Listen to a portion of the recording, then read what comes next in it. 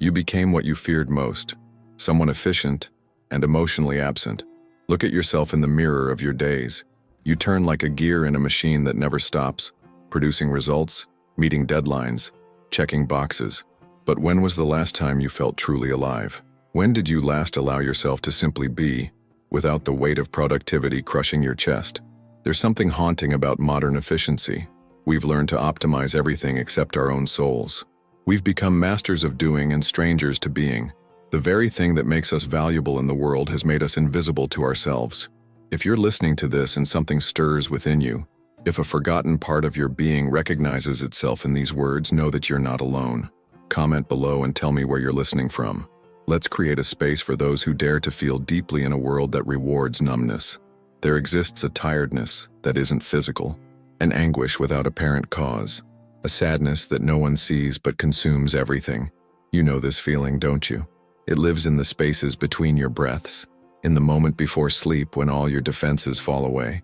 It's the weight you carry but cannot name, the emptiness that follows you through crowded rooms, the silence that screams louder than any noise.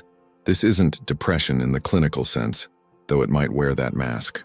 This is something deeper, older, more fundamental to the human condition.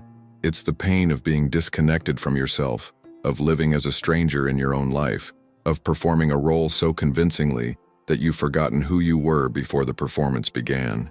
You've become so good at being what others need that you've lost touch with what you need. This pain whispers to you in quiet moments. It surfaces when you achieve something you thought would make you happy, only to find the happiness hollow. It appears in the mirror when you catch yourself off guard, seeing someone you don't quite recognize staring back. We post smiles and accumulate emptiness. We run so we don't have to feel. We produce so we don't have to think. Look at your phone right now. How many curated moments of joy did you share today while your inner world remained untouched, unexplored? The modern world has given us infinite ways to avoid ourselves, endless scrolling through other people's highlight reels while our own story remains unwritten. We compare our inner chaos to others' outer perfection, forgetting that everyone is fighting battles invisible to the camera's eye. We've turned busyness into a badge of honor, exhaustion into evidence of worth. "I'm so busy" has become our most common prayer, our shield against the terrifying possibility of stillness. Because in stillness, we might hear what we've been running from. In silence, we might feel what we've been numbing. The notifications never stop. The demands never cease. The world pulls us in every direction except inward. We've become experts at being everywhere except where we are. Masters of everything except ourselves. We know more about strangers on social media than we know about the stranger living in our own chest.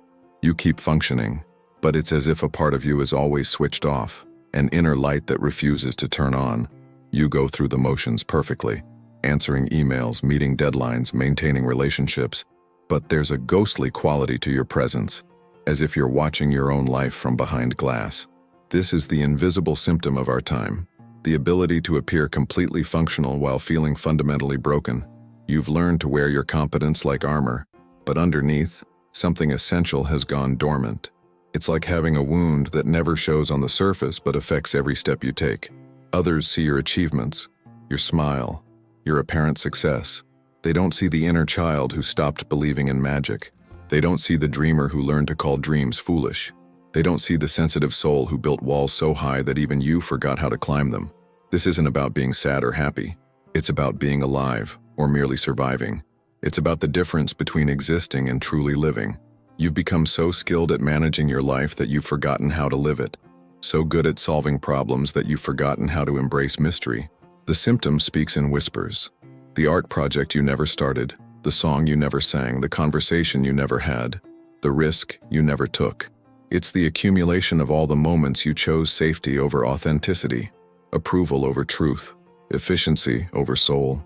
Jung called this the inferior function, the part of you that was exiled so you could appear acceptable. It's the aspect of your psyche that you learned to hide, suppress, or deny because it didn't fit the image of who you were supposed to be. The spontaneous child banished by the responsible adult, the dreamer silenced by the pragmatist, the artist sacrificed for the accountant. This isn't just psychological theory. It's the archaeology of your soul. Somewhere in your past, you made an unconscious decision to trade parts of yourself for acceptance, love, or survival. You didn't do this consciously.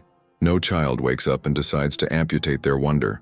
But life has a way of teaching us that certain parts of ourselves are unwelcome in the world. The inferior function is like a room in your house that you've locked and forgotten about. But the occupant, your authentic self, is still in there, waiting. It hasn't died. It's been in exile. And from exile, it sends signals: restlessness, emptiness, the feeling that something vital is missing. This exiled part of you isn't weak or problematic. It's actually the key to your wholeness. It contains the very qualities that could heal you, inspire you, make you feel alive again. But because it was cast out so long ago, approaching it feels dangerous, foreign, almost like meeting a stranger who shares your face. Jung understood that what we reject in ourselves doesn't disappear. It goes underground, becoming shadow. And from the shadow, it influences our lives in ways we don't recognize, creating the very conflicts we're trying to escape. Since childhood, we learned that feeling is weakness, that playing is a waste of time, that showing emotion is a risk we cannot afford. These weren't lessons taught in classrooms but absorbed through 1,000 small moments. The adult who said, "Stop crying," the teacher who valued quiet compliance, the world that rewarded performance over presence. We learned to split ourselves in two: the acceptable self that could navigate the world, and the real self that had to hide. The acceptable self got praise, attention, love. The real self got judgment, correction, exile. So we made the logical choice. We became the version of ourselves that worked and forgot about the version that was true. This splitting happened so early that we don't remember making the choice. We just know that somewhere along the way, we stopped trusting our own feelings. We stopped believing our own perceptions. We learned to ask, "What should I feel?" instead of "What do I feel?" We became strangers to our own inner landscape. The culture reinforced this split at every turn. Success was measured by external achievements, not internal fulfillment. Maturity was defined as the ability to suppress rather than integrate. We were taught to be productive rather than creative, rational rather than intuitive, strong rather than vulnerable. And so we built a life on the foundation of self-rejection. We created identities around what we could do rather than who we were. We measured our worth by our output rather than our essence. We became human doings instead of human beings, and wondered why we felt so hollow despite our accomplishments. Just as Parsifal stood before the wounded king, many of us failed to ask the essential question: what truly hurts within me? In the legend, the young knight witnesses the king's suffering, but remains silent, paralyzed by propriety and fear. He follows the rules he was taught. Don't ask uncomfortable questions, don't intrude, don't make waves. And because of his silence, the wasteland continues to spread. This is the story of our time. We are all Parsifal, standing before our own wounded king, the part of ourselves that suffers in silence. We've learned to be polite to our own pain, to look away from our own wounds, to follow the social script even when it leads to spiritual desolation. The wounded king represents the part of us that has been hurt and forgotten, the feeling self, the creative self, the spontaneous self that was sacrificed on the altar of acceptability. And like the king in the story, this wounded part of us holds the key to healing not just ourselves but the wasteland we've created around us. But asking the essential question requires courage. It means breaking the spell of silence that keeps us trapped in patterns of suffering. It means risking the comfort of numbness for the uncertainty of feeling. It means being willing to see what we've been trained to ignore. The tragedy is that the very question we're afraid to ask, "What hurts?" is the same question that could heal us. The wound and the cure are the same. The problem contains its own solution, but we remain silent, following rules that were never meant to serve our souls. Perhaps the foolish part that you hide is the only one capable of healing you. What if everything you've been taught about strength and weakness is backwards? What if the very qualities you've learned to suppress are the ones that hold your salvation? The tears you won't let fall might be the rivers that could water your desert. The anger you've swallowed might be the fire that could burn away what no longer serves you. The childlike wonder you've dismissed as naive might be the lens through which you could see the world as magical again. We live in a culture that worships the false gods of control, certainty, and invulnerability. But healing doesn't come from becoming more armored. It comes from becoming more permeable. It doesn't come from being stronger. It comes from being more real. The parts of you that feel too sensitive, too emotional, too much, these aren't flaws to be fixed. They're doorways to be opened. They're the places where life can touch you, where beauty can move you. where truth can transform you. They're the cracks where the light gets in. Your so-called weakness might be your greatest strength. Your apparent failure might be your hidden success. The thing you're most ashamed of might be the thing that makes you most human, most relatable, most capable of genuine connection. What if the goal isn't to become invulnerable, but to become more vulnerably alive? What if the point isn't to eliminate your sensitivity, but to honor it as the gift it truly is? What if your brokenness isn't something to hide, but something to transform into breakthrough? When you stop fighting your shadow, it stops fighting you. This is the great paradox of healing. What we resist persists, but what we embrace transforms. The parts of yourself you've been at war with are not your enemies. They're exiled aspects of your wholeness waiting to be welcomed home. Integration isn't about becoming perfect. It's about becoming complete. It's about gathering all the scattered pieces of yourself, the light and the dark, the strong and the vulnerable, the wise and the foolish, and finding a way for them to coexist within you. Your body knows things your mind has forgotten. Your emotions carry information your logic cannot process. Your imagination holds solutions your analysis cannot find. But you've learned to live from the neck up, cut off from the wisdom of your full being. Reconnection begins with permission to feel what you feel, to want what you want, to be who you are beneath all the layers of who you think you should be. It's about learning to listen to the quiet voice that speaks in whispers beneath the loud voice that shouts demands. The soul doesn't speak in spreadsheets or strategies. It speaks in symbols, dreams, longings, and intuitions. It communicates through the language of the heart, not the head. It reveals itself in moments of beauty, in flashes of recognition, in the stirring you feel when something true touches something true within you. This integration isn't a destination but a dance, a lifelong conversation between all the parts of yourself. It's about learning to hold space for your contradictions, to honor your complexity, to embrace your multiplicity without demanding that it all make rational sense. The soul doesn't shout, it whispers, and only those who silence the noise within can hear it. The way back to yourself isn't through more doing, but through more being.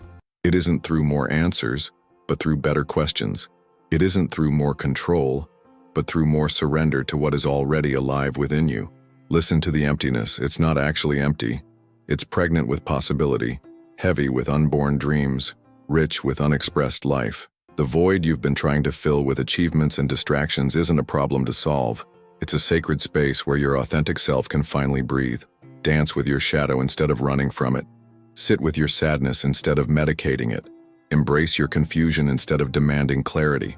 The very things you've been taught to avoid are the gateways to your liberation. The way back home to yourself is paved with small acts of rebellion against the voices that tell you who you should be. It's choosing depth over surface, authenticity over approval, presence over productivity. It's the courage to disappoint others in order to remain true to yourself. Your soul speaks in the language of longing. Pay attention to what you ache for. It whispers through your body. Notice what makes you feel alive. It calls through your dreams. Honor what stirs your imagination. It reveals itself in your tears. Trust what moves you to weeping. The path isn't about becoming someone new. It's about remembering who you were before you learned to be someone else. It's about excavating the self that was buried, not building a self that never existed.